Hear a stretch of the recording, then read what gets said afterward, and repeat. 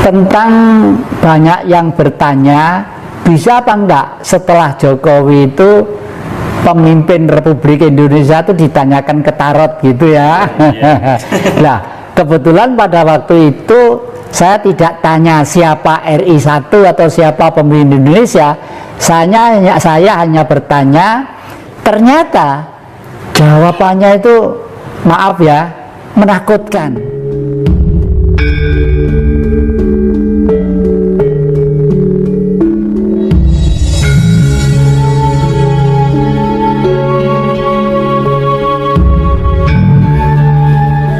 Syukurlah kalau banyak orang atau pribadi-pribadi yang menemukan atau memperoleh atau mendapat amanah tentang harta karun. Tapi saya tidak boleh berpikiran tentang itu, karena bagi saya harta karun Bung Karno itu adalah ajaran Bung Karno, Pancasila atau Marxisme itu sendiri. Nah, kalau Pancasila masih abstrak, artinya zaman Orba dulu Pancasila, tapi kenapa digulingkan? Karena yang dihapus Marxismenya lah. Kenapa? Oleh karena itu sekarang tugas saya adalah pelan-pelan lewat media yang bisa saya sampaikan untuk manusia memahami tentang Marxisme. Karena Marxisme itu dari kata marhen, orang yang miskin karena sistem, bukan karena golongan, bukan karena kelompok dan sebagainya. Nah, jadi di dalam perjuangan yang diperjuangkan apa? Sistem itu sendirilah. Oleh karena itu seperti akhir-akhir ini di Lampung atau di mana itu ditemukan beberapa karung duit gambarnya Bung Karno sama Bung Hatta, duit merah. Katanya dulu dititipkan Bung Karno di sana. Lah, waktu Bung Karno belum ada buku gambar Bung Karno, Bung Hatta itu tidak ada. Ya baru akhir-akhir ini aja. Saya khawatir kalau gitu hal-hal seperti itu merupakan satu pembelokan permasalahan dan menghipnotis masyarakat secara umum supaya tergiur oleh kamuflase yang tidak rasional tadi itu. Yang kedua, kalau duit itu disebar semuanya sendiri, Bung Karno memang insinyur, ahli politik, tapi pikirannya sangat eksak. Justru sangat eksaknya itulah Bung Karno berpikir, kalau duit nanti disebar di mana-mana jumlahnya tidak karu-karuan, kan inflasi, akhirnya harga beras itu bisa juga sekian juta, sekian lalu gitu. Itu tidak boleh. Bagaimanapun peredaran duit itu dilindungi, diatur dan dikendalikan gitu ya. Itu gitu. Kalau peninggalan yang lainnya, saya juga sering diantar ke sini satu lepekan kecil-kecil begini ya, katanya nih Mas jumlahnya banyak gitu. Ini mau disuruh beli apa dikasihkan? Kalau suruh beli saya tidak ada uang gitu. Pak, untuk contoh aja, nanti kalau tertarik bisa datang ke sana gitu. Oh iya, kalau punya duit saya tak ke sana. Sampai sekarang saya simpen aja di almari sebagai, ya bukan emas, ya bukan emas ya. Ya mungkin buatan lah gitulah ya. Okay. Terus ini Ki, bisa nggak pemimpin Indonesia setelah Jokowi ini ditarat Ki ya? Kelihatannya saya sudah ya bisa capal aku. Udah apa? Nah, tentang banyak yang bertanya, bisa apa enggak setelah Jokowi itu pemimpin Republik Indonesia itu ditanyakan ke tarot gitu ya. Nah, kebetulan pada waktu itu saya tidak tanya siapa RI 1 atau siapa pemimpin Indonesia. Saya hanya bertanya, ternyata jawabannya itu maaf ya, menakutkan. Kenapa menakutkan? Karena satu, ada gambar tarot yang judulnya itu seorang jaksa yang ditutup wanita ya, ditutup matanya lalu membawa pedang dua dipegang begini, pengadilan. Yang kedua, lalu si dungu, ada gambarnya si dungu itu seorang laki-laki yang seperti orang agak idiot tapi main-main duit begini, main-main duit. Lalu kartu yang ketiga adalah Raja Putri, artinya Indonesia tetap akan manis dan indah, tapi repotnya nanti itu kartu yang terakhir itu apa? Gambarnya orang saling bertengkar gebu-gebuan. Itu. Nah, setelah melihat itu kok saya itu lalu jadi masuk ke sekarang ini sudah mulai banyak orang yang kehilangan keseimbangan pikiran. Itu salah satu wujud di lapangan bahwa ternyata memang bertengkar dikarenakan butuh makan itu ternyata memang tetap ada lah. Oleh karena itu setelah itu khayalan saya baru mungkin memang ini yang saya maksud, kita akan masuk dalam situasi sakit terhimpit sampai ke langit.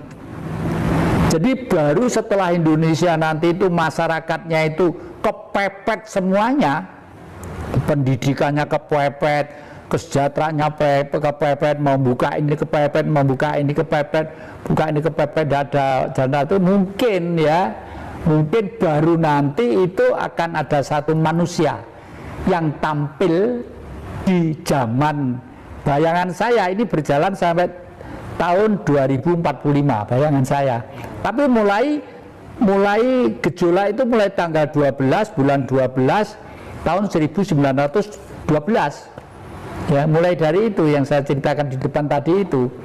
Oleh karena itu di depan nanti mungkin setelah manusia itu semakin lama semakin bingung ya, orang politik dalam tanda petik tidak kangge, orang-orang profesor doktor juga tidak dihiraukan, hanya mencari seseorang yang ngerti tentang perasaan rakyat.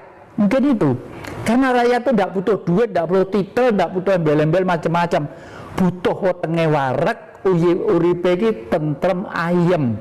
Tentrem ayem itu tidak butuh duit, butuh suasana dan kebijaksanaan. Itu ilmu juga. Kalau di pewayangan digambarkan sebagai Prabu Puntadewa, jadi ratu sederhana. Kalau yang ini masih pakai ini ya, pakai macam-macam. Kalau Prabu Puntadewa tidak mikir ya. Jujur digambarkan kakinya itu tidak ngambah lemah, nawang begini. Artinya nggak duniawi gitu lah artinya itu. Nah, kalau bangsa harus seperti Bratasena, gagah gitu. Bangsa harus tegar gagah, tapi ratu harus tetap sederhana. Ya, terus di tahun 2045 kira-kira Indonesia itu seperti apa di mata Ki? Bayangan saya hanya dengan sistem kerajaan ala Jawa ya, maaf loh, bukan Mataram loh ya. Solo, Jogja itu Jawa, tapi Mataram lama sampai ke Mataram baru. Yang Mataram lama waktu yang Sultan Agung Hanyokrokusumo itu waktu menyerang ke Batavia, itu tadi di televisi saya sebarkan cerita kuda lumping itu sebenarnya Prabu yang Sultan Agung menyerang Batavia ya, itu jadi nanti itu kalau sudah dipimpin oleh seseorang yang seperti itu mungkin akan damai, ayem, tentrem gitu ya. Itu harus bijak lah gitu. Akhir-akhir ini apakah yang jadi dapat pesan dari leluhur atau guru sejati?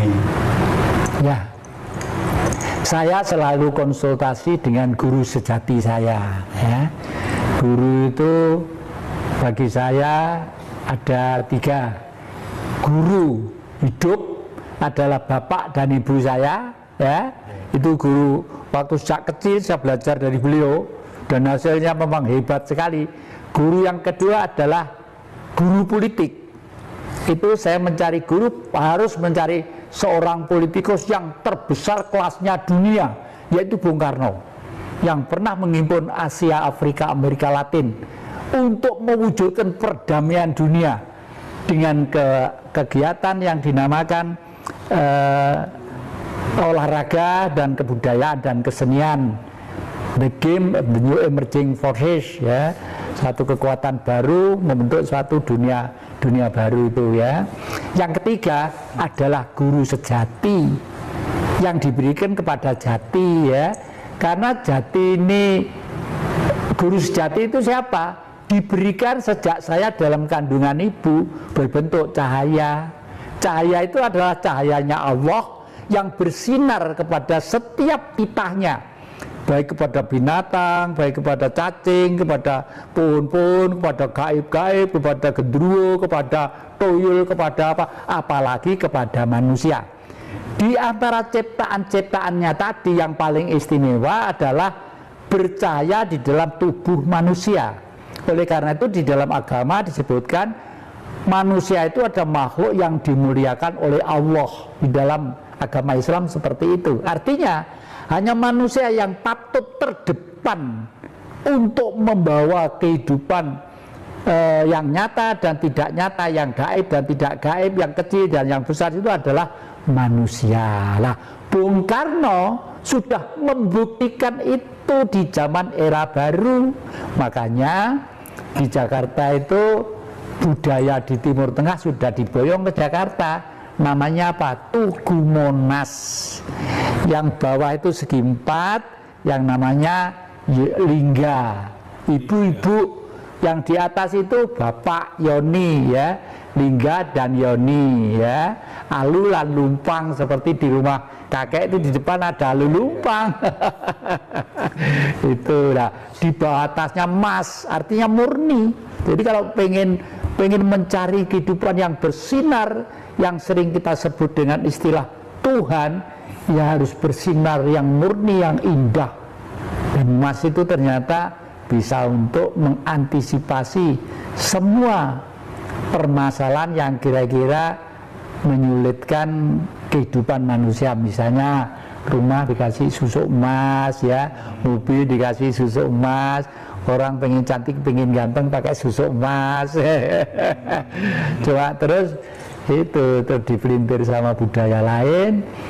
Waduh, enggak boleh makan, jangan kelor ya, karena itu susuk iso rontok gitu. Padahal kelor itu misinya bagus, istimewa untuk pengembangan gen-gen dan netralisir kembali organ-organ tubuh ini ya. Terus ini masih satu, bagaimana yang jadi memahami konsep hari akhir? Hari akhir ini konsep saya hanya satu, mudah-mudahan nanti itu kalau saya sudah terasa untuk sukma itu pindah ke alam lain, saya sudah pesen ke anak cucu saya, tolong kakek nanti dibakar aja gitu ya. Mungkin bisa buka-buka laci bapak, buku-buku di belakang itu kakek itu, siapa tahu ada selempitan duit di sana untuk ongkos bakar ya. Kenapa kok dibakar? Pada hakikatnya manusia itu jasmaninya itu dipinjami oleh alam ya. Daging dipinjami tanah, tulang dipinjami air, darah dipinjami api ya, lalu nafas dipinjami udara. Nah itu sang suci Tuhan harus kembali ke singgasananya Tuhan. Siapa? Di mana singgasananya? Di matahari. Makanya rumah kakek itu ada simbol kerajaan Majapahit, 8 penjuru dunia itu, penjuru 8 itu ya, itu lambang Majapahit. Majapahit itu 341 tahun karena pribadi manusianya menganut ajaran Buddha dan kehidupan sehari-hari akrab dengan semesta alam. Lalu di era modern disebut Hindu Buddha, Siwa Buddha ya. Siwa itu angkasa, Budi itu adalah pribadi manusia. Manusia sadar bahwa manusia itu dulu-dulunya adalah material yang berasal dari langit. Makanya Siwa itu mesti gambarnya biru karena langit itu loh ya. Oke. Nah itu.